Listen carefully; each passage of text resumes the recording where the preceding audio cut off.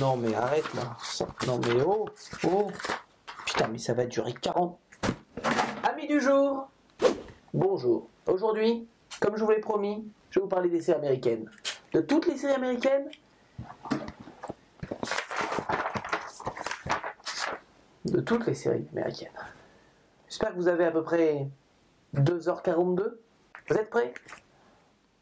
Pas moi, mais bon, on y va quand même. C'est bien.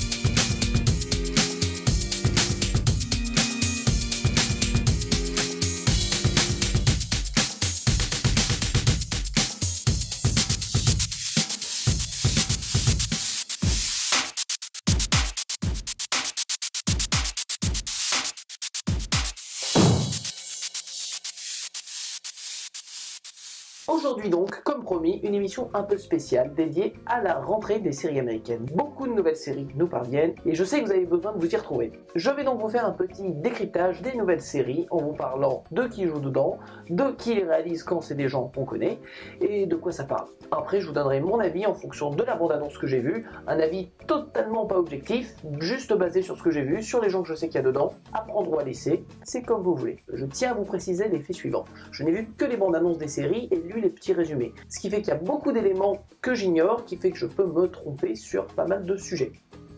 Ne m'en tenez pas rigueur. J'avais prévu un dossier en 3 parties de 4h42, mais j'ai découvert tardivement que beaucoup de ces séries étaient en fait pour le mid-season. Le mid-season étant la période de remplacement des séries, généralement soit au printemps, soit au début de l'année. Donc je ferai un autre numéro spécial pour les autres séries.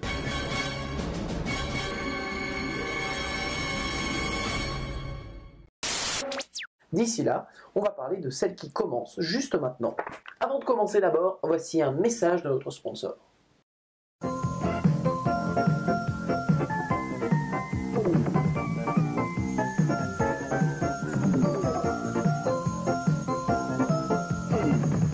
Je sais que vous ne ferez rien de tout ça, que vous attendrez sagement la diffusion française.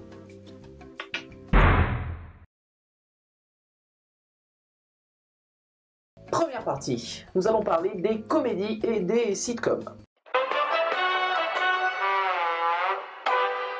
Commençons par ordre alphabétique, la série A to Z, A to Z, de A à Z quoi.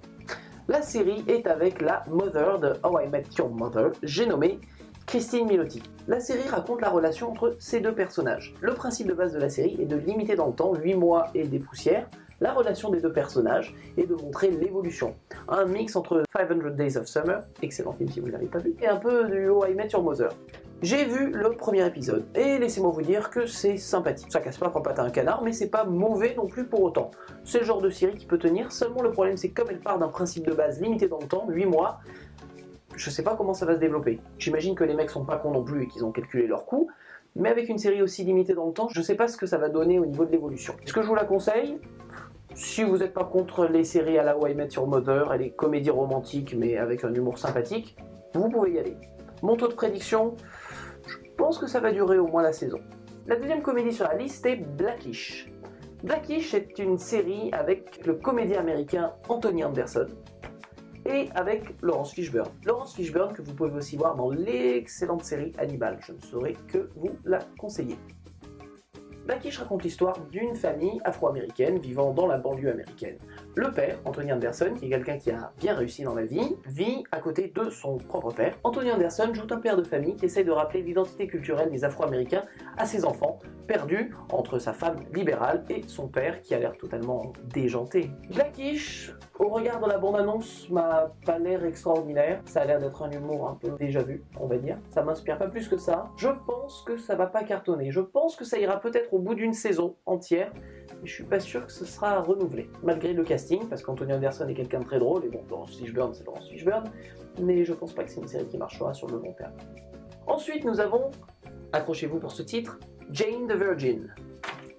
Jeanne la Vierge. Jane the Virgin est une série parodique sur les telenovelas. La bande-annonce le prouve bien, où en fait il y a une voix off qui fait très telenovela et qui se moque des telenovelas. L'histoire de base, c'est que Jane est vierge. C'est ce que sa grand-mère lui a toujours enseigné, elle est très déterminée là-dessus. Seulement, suite à une insémination artificielle accidentelle, Jane est enceinte. À partir de là, va s'en suivre moult mésaventures que vont nous conter la série. Est-ce que ça va être drôle? C'est pas impossible. J'ai vu la bande-annonce bien sûr, et il y a des choses qui peuvent être sympas. Le côté parodie de telenovela, développé sur le long terme, peut être intéressant. Alors la bande-annonce n'a pas l'air ultra passionnante, mais c'est peut-être une série qui sur le long terme peut être intéressante et être plus ou moins la remplaçante de Ugly Betty, on va dire. Donc je pense que ça tiendra une saison et je pense même que ça sera renouvelé. Ça peut peut-être durer, surtout que les acteurs ont l'air pas mauvais. Donc ne vous fiez pas seulement à la bande-annonce, je pense que ça peut être une série comique, encore une fois si c'est votre genre. Toujours sur la foulée des comédies romantiques, je vous propose Manhattan Love Story. Manhattan Love Story est donc une comédie romantique une nouvelle fois, qui commence à développer un peu les films à la Meg Ryan en série en ce moment aux États-Unis. Le principe de base est que nous pouvons entendre les monologues intérieurs des personnages. Un peu à la Shakespeare, quand le personnage s'adresse au public.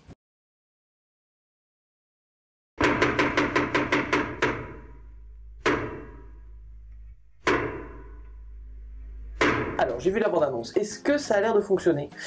Honnêtement, je pense que c'est un principe de base qui fonctionne bien sur un épisode d'une série comique, peu importe la série, encore une fois du How I Met Your Mother, du New Girl, même du Friends à une époque, c'est un principe qui pouvait fonctionner. Ou Scrubs. Scrubs l'a très bien fait, par exemple, le coup de la voix off. Mais c'était sur un seul personnage. Quand ils l'ont développé sur plusieurs personnages dans un ou deux épisodes, ça fonctionnait, mais parce que c'était limité. Là, une série avec ce principe qui dure tout le long, ça va facilement tourner en gag éculé, pour moi.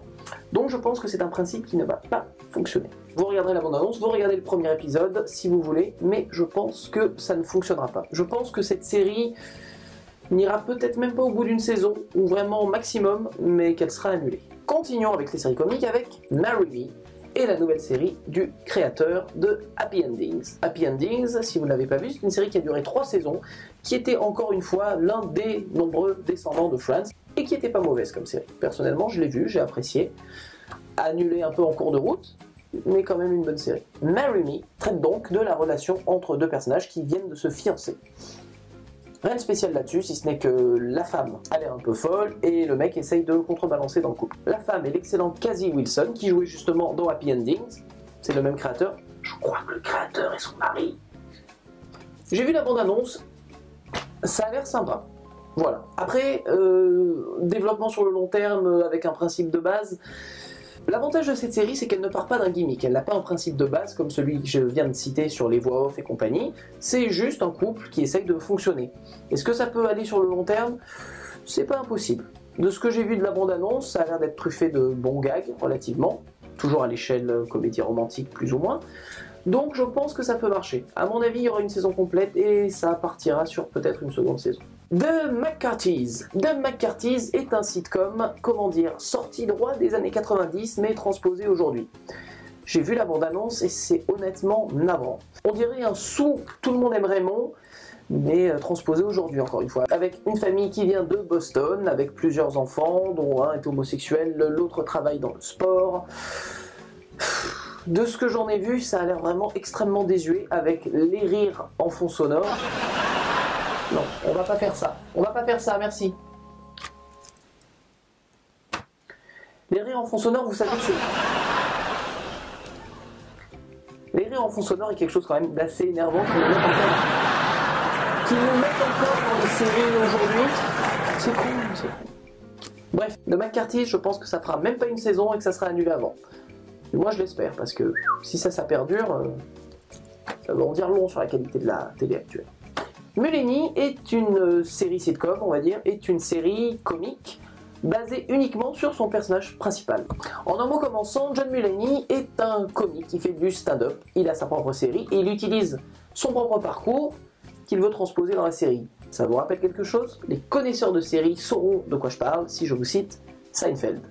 Seinfeld, pour ceux qui ne le connaîtraient pas, est l'un des plus grands humoristes américains. Il a eu sa propre série, donc Seinfeld, qui a duré 9 ans, qui est vraiment sincèrement l'ancêtre du sitcom moderne, avant Friends, et c'est l'une des plus grandes séries comiques de tous les temps. J'ai pas peur de le dire. Attention, ça va pas être super sexy la manière dont je vais vous l'exposer, mais c'est pourtant le cas. C'est une série qui se base sur les règles silencieuses de la vie sociale. Les combien de temps je dois passer avant d'appeler cette fille, et ainsi de suite. Des choses que les séries maintenant font leur pain béni, mais qui a été basée sur Seinfeld. Si vous ne l'avez jamais vu et que vous pouvez passer outre le côté de l'image un peu désuète, années 90, vous y trouverez votre bonheur. Croyez-moi, c'est une excellente série. Donc, pour revenir à Mulaney, pardon, j'ai un petit peu... Pour revenir à Mulaney, ça a l'air sur le même principe. De ce que j'en ai vu, ça a l'air sympa. Donc j'attends de voir. Mais honnêtement, au feeling, je pense que ça va être un gagnant. Une saison entière, un renouvellement. Et pour finir, dernière série comique, série Jones, Selfie. Et oui, Selfie. Le mot a été rajouté, je crois, au Oxford Dictionary.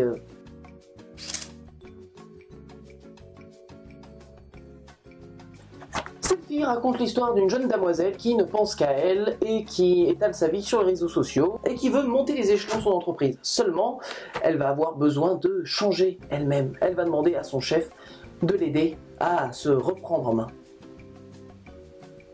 Je cherche s'il y a d'autres lignes de pitch, bougez pas. C'est tout ce que j'ai. Voilà. C'est inspiré de My Fair Lady, d'après ce qu'ils disent. J'ai vu la bande-annonce, ça a l'air d'être de l'humour MTV, si vous voyez ce que je veux dire, de l'humour un peu old school, très Jones, qui peut être intéressant, hein. Faut pas cracher dessus tout de suite, mais ça peut être court aussi. Non, je pense que ça ira au bout d'une saison. Après le renouvellement, j'en suis pas sûr. Mais au bout d'une saison, oui, probablement.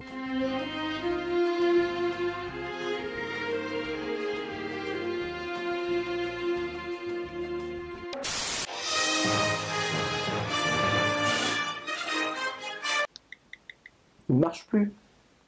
Ça a marché. Maman, je l'ai cassé, je crois.